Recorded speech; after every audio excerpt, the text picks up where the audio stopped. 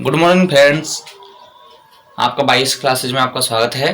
दोस्तों, कल तक हमने पढ़ लिया था सिंधु घाटी सभ्यता, तो आज हम पढ़ेंगे वैदिक सभ्यता। तो देखिए, वैदिक सभ्यता को दो भागों में बांटा जा सकता है।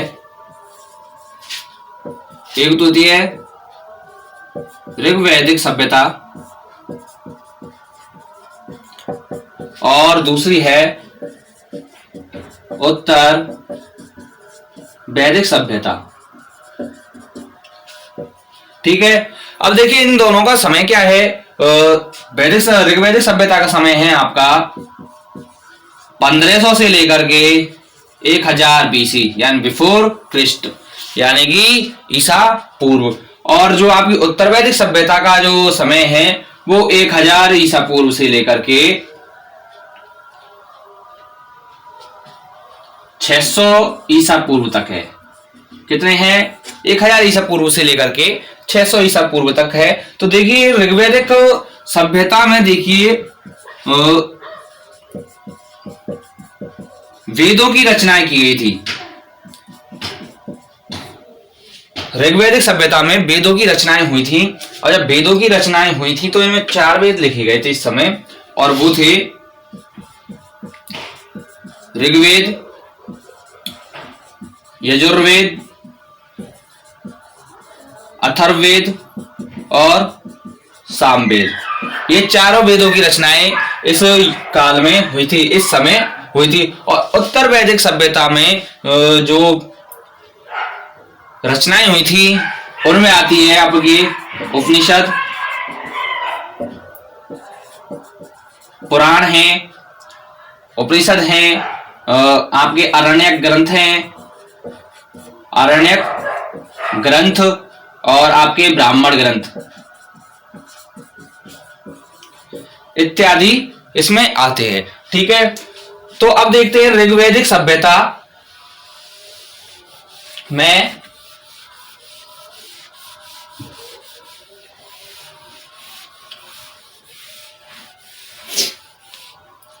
ठीक है, तो अब देखते हैं ऋग्वेद, ये जो वैदिक सभ्यता है। अब वैदिक सभ्यता में वेदों की रचनाएं हुई थी, तो वेद का हम क्या करते हैं? वेद शब्द का अर्थ होता है रहस्य। वेद का अर्थ क्या होता है? रहस्य। लेकिन देखिए इसमें इसको संस्कृत भाषा के अनुसार देखा जाए तो वेद धातु से बना है। संस्कृत भाषा की वेद धातु से इसका वेद बना है, और इस वेद धातु का अर्थ होता है जानना। वेद का अर्थ क्या हो गया? जानना, या फिर कह सकते हैं कि ज्ञान प्राप्त करना। ठीक है, वेद धातु संस्कृत की धातु है, जिसका अर्थ क्या हो गया? जानना है, या फिर कह सकते हैं इसको ज्ञान या ज्योति या प्रकाश। ठीक है, तो अब देखिए वैदिक सभ्यता के जो जनक माने जाते थे, इस वैदिक सभ्यता के जो जनक माने जाते थे वो माने जाते थे आर्य। आर्यों को वैदिक सभ्यता का जनक माना गया है। अब आर्यों को वैदिक सभ्यता का जनक माना गया है, तो आर्य शब्द का अर्थ क्या होता है भाई? आर्य शब्द का अर्थ होता है श्रेष्ठ या कुलीन। कुलीन का अर्थ होता है उच्च कुल में उत्पन्न, उच्च कुल वाला। ठीक है, श्रेष्ठ हो या कुलीन। तो आर्यों का अर्थ क्या? आर्य का जो अर्थ है वो क्या है? श्रेष्ठ या कुलीन या उच्च कुल में जन्म लेने वाला, या संस्कृत बोलने वाला। ठीक है, तो देखिए आर्य जो थे वो घुमंतु प्रकार के थे, यानी ये इधर उधर भ्रमण किया करते थे। तो हमारे देश में भी आर्य जो थे, आर्यों ने वैदिक सभ्यता को जन्म दिया। और जब वैदिक सभ्यता को जन्म दिया तो देखिए विद्वानों का इससे संबंधित अलग अलग मत है कि आर्य कहां से आए थे। देखिए विद्वान है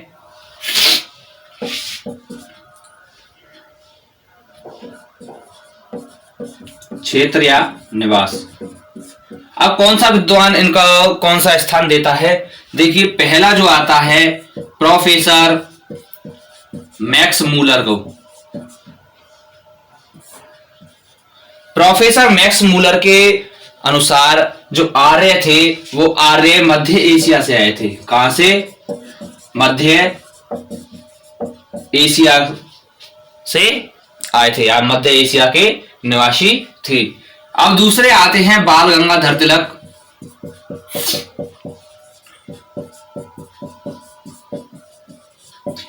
इनका मानना है कि जो आर्य थे वो उत्तरी ध्रुव से आए थे। किससे? उत्तरी ध्रुव से आए थे, यानी उत्तरी ध्रुव के रहने वाले थे। तीसरा जो आता है वो है दयानंद सरस्वती।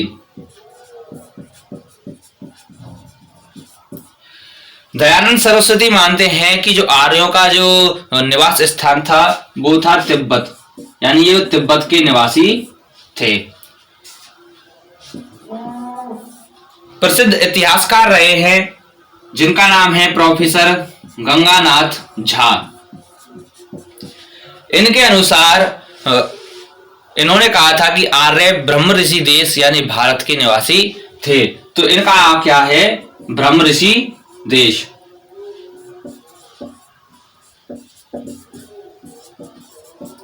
या कह सकते हैं हम भारत। ठीक है। और पांचवें आते हैं प्रोफेसर पेनफा। बहुत मशहूर प्रोफेसर है। तो प्रोफेसर पेनफा ने कहा है कि जो आर्य आए थे ये उत्तरी जर्मनी के निवासी थे। किसके निवासी थे? उत्तरी जर्मनी के निवासी थे। तो देखिए सभी ने जो अध्ययन किया था, सभी विद्वानों ने जब अध्ययन किया था तो इन्होंने कहा था कि जो मैक्स मूलर का जो सिद्धांत है, जो मैक्स मूलर का जो मत है वो ही क्या है? सर्वमान्य है। और आज भी प्रोफेसर मैक्स मूलर के द्वारा बताया गया जो मत है वो आज भी सर्वमान्य है। तो मैक्स मूलर के अनुसार कौन से हैं? मध्य एशिया के निवासी थे। ठीक है। तो देखिए इस समय कुछ नदियां थी जिनका वर्तमान नाम आज कुछ और है, पहले कुछ और था। देखिए नदी, ये तो प्राचीन नाम हो गया,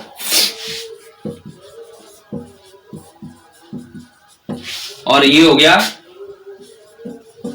वर्तमान नाम।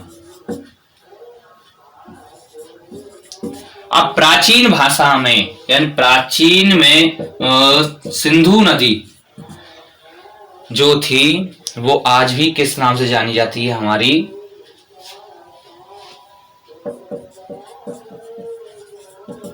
सिंधु के नाम से जानी जाती है, या आज इसको हम बोलते हैं हम सिंध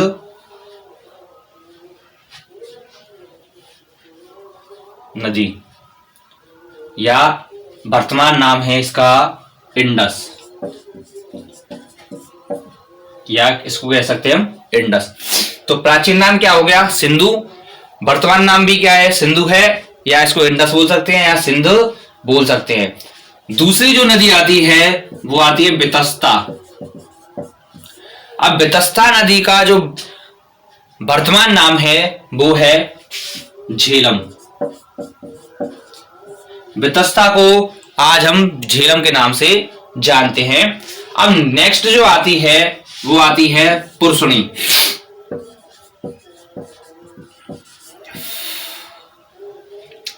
पुरुषणी नदी, यह रीट 2018 में जो रीट हुई थी उसमें इसको पूछा गया था कि पुरुषणी नदी का वर्तमान नाम क्या है। तो वर्तमान नाम है इसका भाई रावी नदी। अब रावी नदी को ही हम प्राचीन भाषा में क्या कहते थे? पुरुषणी नदी कहते थे। अब इसके बाद देखिए चौथी जो नदी आती है वो आती है अस्कनी। अस्कनी नदी का जो वर्तमान नाम है वो है चिनाब। अस्कनी नदी का जो वर्तमान नाम है वो क्या है? चिनाब है। पांचवा आता है बिपाशा। अब भाई बॉलीवुड वाली बिपाशा बसु नहीं है, बिपाशा नदी है। अब बिपाशा नदी जो है उसका जो वर्तमान नाम है वो हो गया आज व्यास। विपाशा को क्या बोला जाने लगा? व्यास नदी के नाम से जाना जाने लगा। नेक्स्ट जो नदी है इसकी, ये ऋग्वैदिक कालीन नदियां हैं।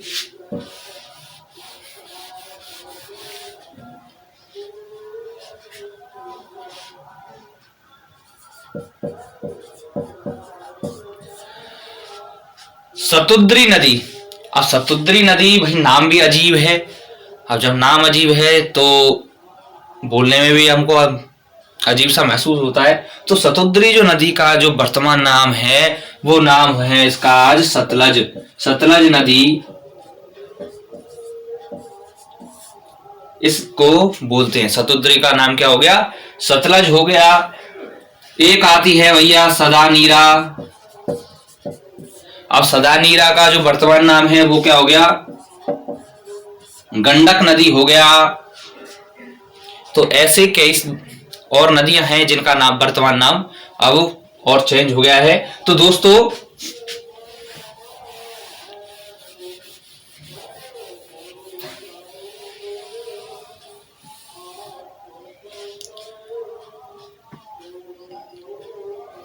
इसके बाद हम पढ़ेंगे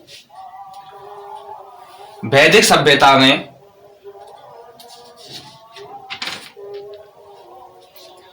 ऋग्वेद।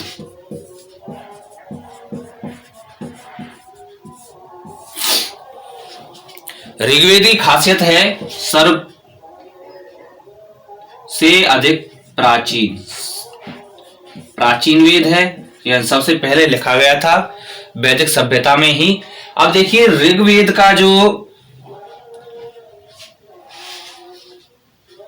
को दो शब्दों से मिलकर बनाया गया था, ऋक और वेद। अब ऋक का अर्थ क्या होता है? ऋक का अर्थ होता है प्रकृति और वेद का अर्थ मैंने आपको पहले बताया था, वो क्या होता है? रहस्य। यानी कि प्रकृति के रहस्यों वाला वेद या प्रकृति के रहस्यों वाला ग्रंथ, वो क्या हो गया? हमारा ऋग्वेद हो गया। अब ऋग्वेद में देखिए, ऋग्वेद के बारे में पूछ लिया जाता है कि इसमें कितने सूक्त है भाई, कितने मंडल हैं, कितने इसके अध्याय हैं, या इसमें कितने मंत्र हैं, वो सब पूछ लिए जाते हैं। तो देखिए ऋग्वेद का जो अर्थ होता है वो है प्रकृति के रहस्यों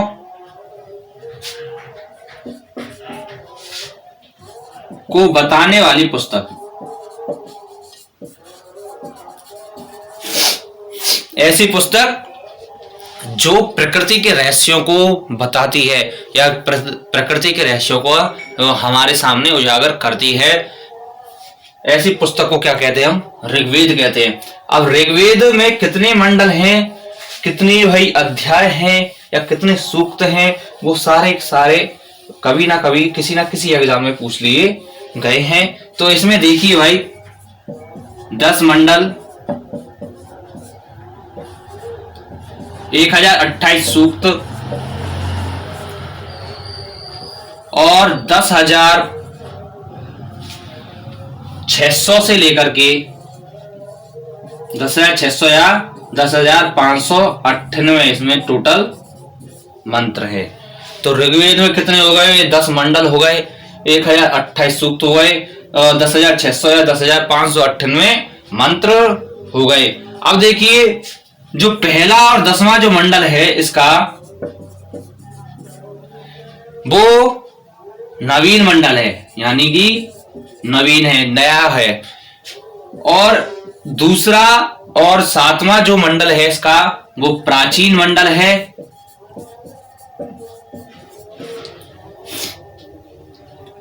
जो इसका तीसरा जो मंडल है वो सबसे महत्वपूर्ण मंडल है, जिससे हमको जो हमारा जो गायत्री मंत्र बोलते हैं, ओम भूर्भुवः स्वः तत्सवितुर्वरेण्यम, वो मंत्र हमको इस ऋग्वेद के तीसरे मंडल से प्राप्त हुआ है।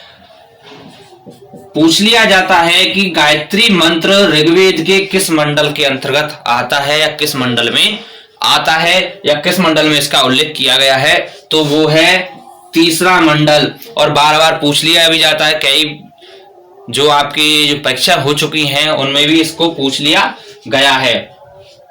अब जो ये तीसरा जो मंडल है, अब तीसरा मंडल जो है ये उषा देवी को समर्पित है, यानी कि गायत्री माता के लिए समर्पित है, उषा माता के लिए ये समर्पित है।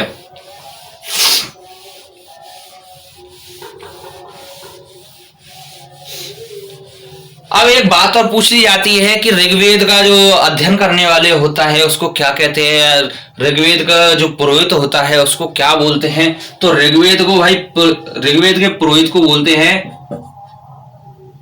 होता। ऋग्वेद के पुरोहित को बोला जाता है होता या फिर होलकार या होत्री। ऋग्वेद के पुरोहित को क्या बोला जाता है? होता या होलकार या होत्री। तो ये याद रखने की चीजें हैं, इसको बार बार पूछ लिया जाता है। अब देखिए इसमें 2 ब्राह्मण हैं, कितने ब्राह्मण हैं? 2 ब्राह्मण ग्रंथ हैं इसमें, और जिनका नाम है, ये भी पूछ लिया जाता है। पहला है ऐतरेय और इसका दूसरा जो है वो है आपका संखायन या फिर कौशलिकी। संखायन या कौशलिकी इस ऋग्वेद के 2 ब्राह्मण ग्रंथ हैं। अब ब्राह्मण ग्रंथ है, इसके बारे में पूछ लिया भी जाता है। और कई बार आपको जो आप बड़ी बड़ी जो परीक्षाएं होती हैं या IAS RAS की होती हैं, IPS की होती है, तो उनमें भी कभी कभी ये क्वेश्चन उठा लिए जाते हैं। तो आज के लिए सिर्फ इतना ही। आपको यह वीडियो अच्छा लगा हो तो आप इस वीडियो को अधिक से अधिक लाइक करें, शेयर करें और हमारे YouTube चैनल YS क्लासेस को सब्सक्राइब करें।